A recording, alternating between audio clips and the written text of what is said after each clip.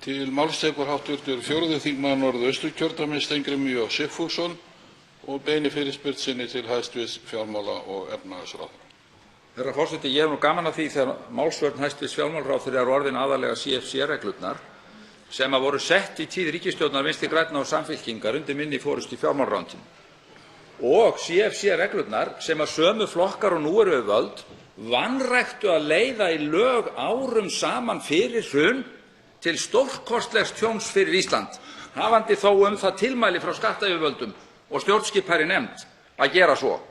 Þannig að hæstv. ráðherra er nú á þunnum ís að hluta til í þessari málsvörn. Í öðru lagi geri ég athugasemdir við það þegar hæstv. fjármálaráðherra segir að það sé rangt hjá formanni Vinstri grænna að hluti hinnar alþjóðlegu viðleitni til þess að berjast við skattaskjól sé að loka þeim.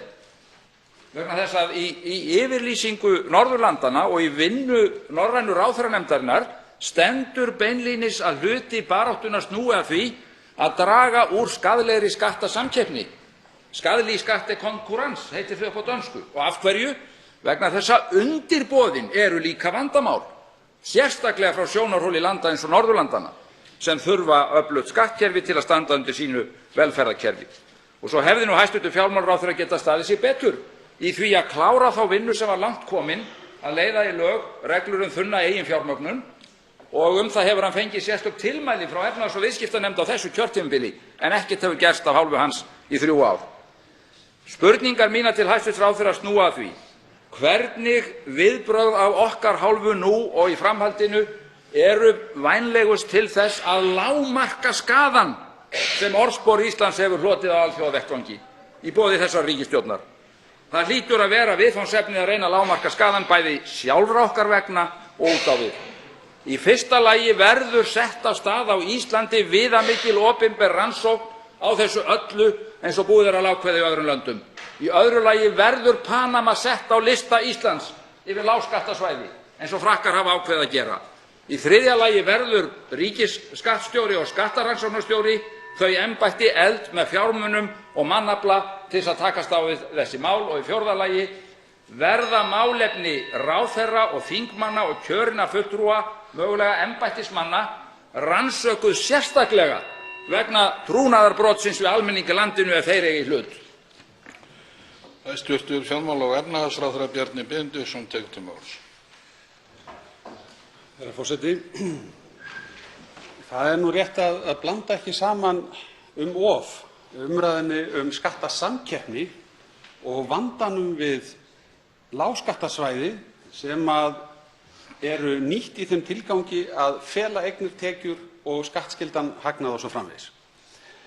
Ég held að ég og hv. þingmaður séum ekki á sama bát, ekki sammála alþjóðlega skattasamkeppni, vegna þess að ég tel að hún geti verið af hinu góða. Írar til að mynda eru með 6,25% tekjuskatt á fyrirtæki sem stunda rannsóknir og þróun á Írlandi.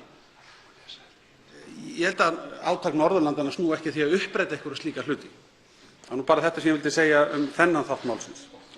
Varðandi skjölin að öðru leyti, þá er ég þeirrar skoðunar að þetta mál í heild sinni geti leitt til mikilla framfara í löggjöf og regluverki og við eigum að nýta tækifærið sem þessar upplýsingar gefa okkur til þess að gera nauðsynlegar breytingar. Og í þeim efnum, já, þá mun ég hlusta eftir kröfum, óskum þeirra stofnana sem fara með þessi verkefni á vegum okkar innan stjórnsýslunnar, ríkisskattstjóra, skattrannsóknarstjóra og annarra þeirra sem munu vinna úr upplýsingum af þessum toga og komi fram beiðnir frekari lagabreytingar, ábendingar alþjóðlega þróun sem við eigum að fylgja eftir, frekari fjárhagslegan stuðning, þá verður ekkert hik í mínu ráðuneyti að veita þann stuðning, ekkert nokkurt, sem í fullkomnu samræmi og beinu framhaldi af því sem ég hef gert í tíð minni sem fjármálaráðherra, að undirrita þá staðla sem OECD hefur gefið út og við tókum þátt í undirskriftarfundi sérstökum í Berlín á árinu 2014 til þess að fylgja því máli eftir og þær fjárveitingar sem ég hef barist fyrir í ríkisstjórn og hér síðan á Alþingi til þessara mála sérstaklega. Steingrímur J. Sigfússon, hv. 4. þingmaður Norðausturkjördæmis, tekur til máls á ný. Herra forseti, það má kannski kalla það framför að stjórnvöld á Íslandi draga nú ekki lengur lappirnar með jafn áberandi hætti og þau gerðu á árunum fyrir hrun í valdatíð sömu flokka og nú eru við völd. Þá var Ísland náttúrulega til háborinnar skammar og þá var verið að reyna að gera Ísland að alþjóðlegri fjármálamiðstöð og lágskattasvæði. Það má segja að ástandið sé skárra að þessu leyti í dag, samanber það sem hæstv. Fjármálaráðherra fór hér yfir, en ég fæ mig nú ekki til þess að þakka það sem alveg sérstakt afrek af hálfu hæstv. Ráðherra að hafa tekið þátt í því að undirrita plögg með OECD, og ég vísa til norræna samstarfsins einnig, þar sem önnur nálgun. Við getum verið pólitískt ósammála um hana, en hún samt sú að reyna að draga úr skaðlegri skattasamkeppni og undirboðum. Mér finnst hæstv. fjármála- og efnahagsráðherra brattur að tala um tækifæri fyrir Ísland, að minnsta kosti svona hvað landkynninguna snertir í bili. Það dálítið djarft að tala um tækifæri í þeim efnum. Ekki veruleikinn sá að nú loksins komin heimsmetinn sem að hæstv. Fráfarandi forsætisráðherra Sigmundur Davíð Gunnlaugsson var alltaf að stæra sig að. Nú á hann loksins heimsmet með 3 ráðherra í sinni ríkisstjórn sem á Panamaskjölunum, nokkra borgarfulltrúa í viðbót og 600 landsmenn sína í viðbót. Og þetta allt saman í boði sömu flokka.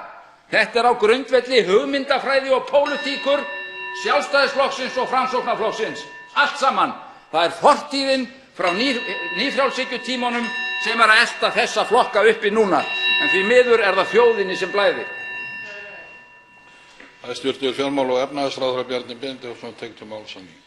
Virðulegi forseti, ég tók ekki eftir því að til mín væri beint neinum spurningum og hér var horft á tóman stól fráfarandi forsætisráðherra, þannig ég hef ekkert um þessa ræðu að segja.